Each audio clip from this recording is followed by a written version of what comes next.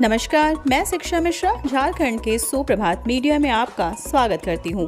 दोस्तों, झारखंड के तमाम छोटी बड़ी खबरों को जानने के लिए हमारे चैनल को सब्सक्राइब करें और साथ ही कमेंट सेक्शन में ज़रूर बताएं कि आप झारखंड के किस जिले से हमारे न्यूज़ को देख रहे हैं। तो चलिए शुरू करते हैं खबर को, जानते हैं आज के मुख्य समाचार। किसानों के लिए बड़ी खुशखबरी, 29 दिसंबर तक खाते में पहुंच सकते हैं 3,500 रुपए। जल्द नया साल का आगाज होने वाला है। ये साल भी किसानों के लिए मिला जुला ही रहा। शुरुआत से ही मौसम की अनिश्चितताओं को खेती और किसानों पर हावी रही। कहीं बारिश तो कहीं सूखा जैसे हालातों ने किसान परिवारों की हालत को दयनीय बना दिया। इस चुनौती के बीच किसानों की सहायता के लिए कई राज्य सरकारें भी आगे आईं और किसानों के लिए मुआवजा राशि का ऐलान किया। इसी बीच झारखंड की सरकार भी आगे आई और मुख्यमंत्री सुखाड़ राहत योजना के तहत किसान परिवारों की मदद करने की घोषणा की। अब झारखंड के सूखाग्रस्त किसान परिवारों के खाते में सरकार ने 29 दिसंबर 2022 तक 3,500 रुपए का अनुदान देने का प्रावधान किया है। सीएम हेमंत सोरेन बोले, झारखंड में निजी विश्वविद्यालयों की समीक्षा के लिए विधानसभा समिति का हो गठन।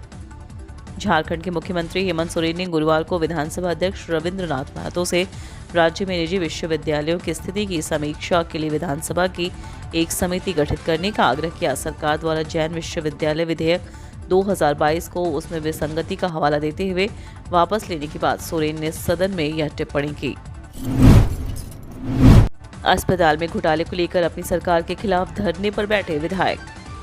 लातेहार के बालूमाथ में बन रहे अस्पताल के निर्माण में घोटाला के आरोप में सत्ता पक्ष के ही विधायक वैद्यनाथ राम शुक्रवार को विधानसभा के मुख्य द्वार पर धरना पर बैठ गए। उन्हें मनाने के लिए राज्य के स्वास्थ्य मंत्री बन्ना गुप्ता पहुंचे। विधायक वैद्यनाथ ने कहा कि उन्हें उनकी बात पर भरोसा नहीं है। वे पहले भी इस पर सिर्फ आश्वासन दे चुके हैं, लेकिन कोई कार्रवाई नहीं की गई। अब वे इस पर मुख्यमंत्री से ही बात करेंगे। सदन के बाहर धरने पर बैठे वैद्यनाथ राम ने कहा कि बालूमाथ में 3 साल से अस्पताल का निर्माण हो रहा है। इसके निर्माण के लिए 3.25 करोड़ रुपए आवंटित हुए, 1.25 करोड़ रुपए खर्च दिखाया गया और फिर काम ठप हो गया। उनके अनुसार इसमें बड़ा घोटाला हुआ है। झारखंड विधानसभा में बीजेपी ने किया हंगामा। भारतीय जनता पार्टी ने गुरुवार को झारखंड विधानसभा में राज्य के महाधिवक्ता राजीव रंजन को बर्खास्त करने की मांग को लेकर हंगामा किया और आरोप लगाया कि वह प्रवर्तन निदेशालय द्वारा गिरफ्तार किए गए एक खनन घोटाले के आरोपी को बचाने की साजिश में शामिल हैं। सदन की कार्यवाही शुरू होते ही बीजेपी के विधायक सदन में आसन के सामने आ गए और झारखंड मुक्ति मोर्चा सरकार के खिलाफ नारेबाजी करने लगे।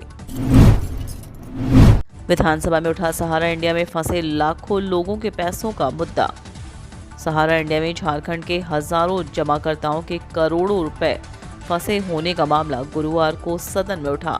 आजसू विधायक डॉक्टर लंबोदर महतो ने कहा कि सहारा इंडिया ने झारखंड के लोगों के करोड़ों रुपए हड़प लिए हैं। राज्य सरकार एक विशेष कमेटी गठित करे तथा सहारा प्रमुख सुब्रत राय को कमेटी के समक्ष बुलाया जाए ताकि जमाकर्ताओं की बड़ी धनराशि वापस हो सके। जवाब में प्रभारी मंत्री बादल ने कहा कि राज्य सरकार सहारा पर सीधी कार्रवाई नहीं कर सकती। कई एजेंसियां इस पर काम कर रही हैं जो केंद्र की हैं। विधायक ने सदन में ध्यानाकर्षण के माध्यम से राज्य सरकार से पूछा कि जमाकर्ताओं का पैसा निकालने के लिए क्या किया जा रहा है। उन्होंने कहा कि झारखंड में सिर्फ गोमिया विधानसभा क्षेत्र के जमाकर्ताओं के 500 करोड़ की भुगतान राशि बकाया है। सुवर्ण रेखा परियोजना के मुआवजा राशि में गड़बड़ी करने वाले असिस्टेंट इंजीनियर पर होगी न्यायिक कार्यवाही। सीएम हेमंत सोरेन ने सरायकेला खरसावां जिले के चांडिल के सुवर्ण रेखा परियोजना के मुआवजा राशि देने में गड़बड़ी करने के मामले में तत्कालीन सहायक अभियंता सुरेश राम के खिलाफ न्यायिक कार्रवाई करने की स्वीकृति दे दी है। इन्होंने पद का दुरुपयोग किया था, इसे लेकर आदेश भी जारी कर दिया गया है। इस मामले में उप मुखिया समेत अन्य पर भी पद का दुरुपयोग, आपराधिक षड्यंत्र और धोखाधड़ी करते हुए वित्तीय अनियमितता का आरोप लगा है। कोरोना के बढ़ते डर के बीच रिम्स में कोविड जांच किट खत्म। दूसरी ओर मोबाइल की रोशनी में हो रहा मरीजों का इलाज। रिम्स में कोविड संक्रमित मरीज मिलने के बाद चिंता बढ़ गई है। वहीं कोविड जांच किट उपलब्ध नहीं होने से जांच भी प्रभावित है। रिम्स समेत सदर अस्पताल में कोविड की जांच किट उपलब्ध नहीं है। Civil surgeon doctor Vinod Kumar बताते हैं कि विभाग को किट उपलब्ध कराने के लिए लिखा गया है। लेकिन अब तक नहीं मिली है। ऐसे में जांच प्रभावित हो रही है। रिम्स में मिले मरीज को ट्रॉमा सेंटर के आइसोलेशन वार्ड में भर्ती कराया गया है। झारखंड स्वास्थ्य कर्मी प्रोत्साहन सम्मान योजना जल्द होगी शुरू। झारखंड सरकार द्वारा स्वास्थ्य कर्मियों को प्रोत्साहित करने के लिए एक नई योजना की शुरुआत की जा रही है, जिसका नाम स्वास्थ्य कर्मी प्रोत्साहन सम्मान योजना है। स्वास्थ्य कर्मी प्रोत्साहन सम्मान योजना के तहत राज्य के उत्कृष्ट प्रदर्शन करने वाले कर्मियों और कर्मी दलों को भौतिक एवं वित्तीय प्रगति के आधार पर प्रोत्साहित करने हेतु राज्य सरकार द्वारा सम्मानित किया जाएगा, जिसके माध्यम से राज्य के नागरिकों को चिकित्सा संबंधित सुविधाएं और बेहतर उपलब्ध कराई जा सकेंगी। सरकारी शिक्षकों की छुट्टी को लेकर जारी आदेश को विभाग ने लिया वापस। शिक्षा विभाग ने 7 दिसंबर को जारी अपने उस आदेश को वापस ले लिया है, जिसमें कहा गया था कि सरकारी स्कूल के शिक्षक छुट्टी पर जाने से पहले व्हाट्सएप पर संबंधित जिला शिक्षा अधिकारी या जिला शिक्षा अधीक्षक सूचित करेंगे, ताकि विद्यालय की अतिरिक्त मॉनिटरिंग की जा सके। स्कूली शिक्षा साक्षरता विभाग ने शुक्रवार को इसे लेकर संशोधित आदेश जारी किया। इसके तहत अब शिक्षक अवकाश की स्वीकृति अपने स्कूल के प्रधानाध्यापक या प्रभारी प्रधानाध्यापक से ही लेंगे। साथ ही वैसे स्कूल जहां एक ही शिक्षक कार्यरत है, वहां के शिक्षक अवकाश की स्वीकृति संबंधित ब्लॉक के ब्लॉक शिक्षा प्रसार अधिकारी से लेंगे। स्वास्थ्य मंत्री बन्ना ने केंद्र से की वैक्सीन की मांग, बोले झारखंड कोरोना से लड़ने के लिए तैयार।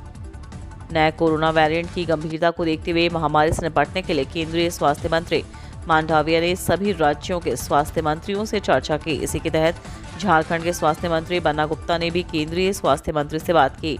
बन्ना गुप्ता ने केंद्रीय स्वास्थ्य मंत्री से राज्य के पर्याप्त कोविड वैक्सीन उपलब्ध कराने का अनुरोध किया, ताकि राज्य में टीकाकरण में तेजी लाई जा सके। स्वास्थ्य मंत्री बन्ना गुप्ता ने कोविड रिस्पांस स्कीम के तहत बकाया 110 करोड़ रुपए की मांग भी की।